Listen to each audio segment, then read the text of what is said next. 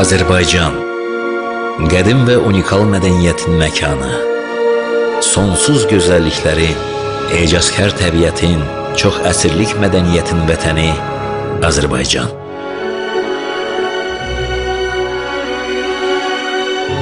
Uzun keçmişlər bir çox arxeoloji və memarlıq abidələrini günümüzə qədər qoruyub. Qobustandakı qədim qayaüstü təsvirlər Azərbaycan insanının keçmişini dövrümüzə daşıyıb. Nuh Peyğəmbərin vətəni olan Azərbaycandakı qədim daş kitabələr, əlyazmalar, dastanlar, onları oxumaq istəyənlərə çox şey danışır.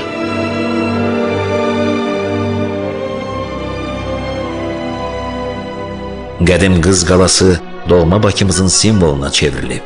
Şirvanşahlar Sarayı Azərbaycan dövlətçiliyinin əbədiliyinə körpü salıb. 100 illərin yadigarı olan İçəri şəhər ölkəmizin tarixinin daş yaddaşına çevrilib. Ölkəmizdə səpələnən qədim tarix Azərbaycanı bütün dünyada məşhurlaşdırıb. Suraxanıda əbədi yanan atəşgah əsrlər boyu oda tapınanları odlar ölkəsinə, Azərbaycana gətirib.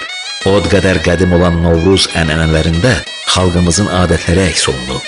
Bunu nəzərə alan BMT hər il martın 21-ni Beynəlxalq Novruz günü elan edib.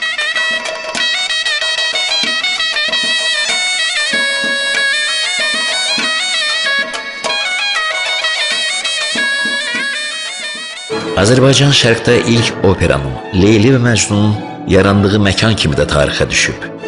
Ölkəmiz dünya musiqi irsinə böyük duhalar bəxş edib. Azərbaycan Üzeyir Hacıbəyev, Müslüm Maqamayev, Qara Qarayev, Niyazi, Fikrət Əmirov, Arif Məlikov kimi onlarla dünya şöhrətli musiqi xadimlərini bəşər mədəniyyətinə bəxş edib. Bugün Azərbaycan musiqisinin mədəniyyətinin inciləri dünyanı gəzir, xalqımızı və ölkəmizi dünyada təbliğ edir. Bu sənət nümunələri Azərbaycanın nə qədər zəngin mədəniyyətə sahib olduğunu göstərir. Dünya musiqi xəzinəsinin inciləri həm də Azərbaycana gəlir. Dünya şöhrətli sənətkarların, musiqi xadimlərinin Azərbaycanda verdikləri konsertlər, Bakıda və bölgələrdə reallaşan beynəlxalq musiqi festivalları ölkəmizin mədəni dəyərlərə sadiqliyini bir daha nümayiş etdirir. Muğam, Azərbaycan mədəniyyətinin vizit kartı, bəşəriyyətin şifahi və mənəvi irsinin şedevri. UNESCO-nun bəşəriyyətin şifahi və qeyri-maddi irsinin şah əsərləri siyahısına daxil edilən muğam, milli mədəniyyətimizin koloriti, hər bir Azərbaycanlının mənəvi zövqü və qidasıdır. Muğam bütün Azərbaycanlıların ana dilidir. Heydər Əliyev Fondunun təşəbbüsü ilə Bakıda keçirilən Beynəlxalq Muğam Festivalı bütün yarış iştirakçılarını muğamın sehrinə saldı. Bu mədəniyyət şedevrinin tarixi köklərinin ölkəmizdə olması, muğama abidə qoyulması kimi mühüm missiyanı məhz Azərbaycanda reallaşdırdı. Azərbaycan dünya musiqi tarixinə məşhur caz ustaları bəxş edib. Ölkəmizdə cazın özünə məxsus ənənələri var.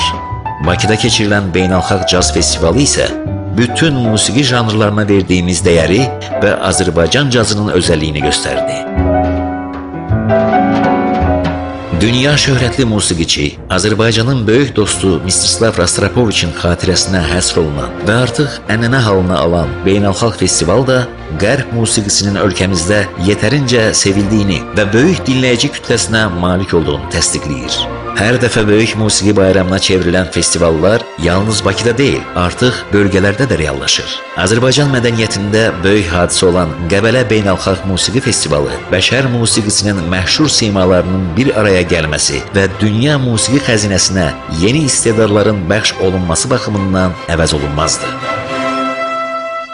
Şəkidə keçirilən İpək Yolu 1-ci Beynəlxalq Musiqi Festivalı da zənginliyi, qədim Azərbaycan mədəniyyətinin və musiqisinin təbliği baxımından özəlliyi ilə seçilir. Keçmişdən gələn mədəni sərvətlərə diqqət Azərbaycan cəmiyyətinin və dövlətinin təməl prinsipləridir.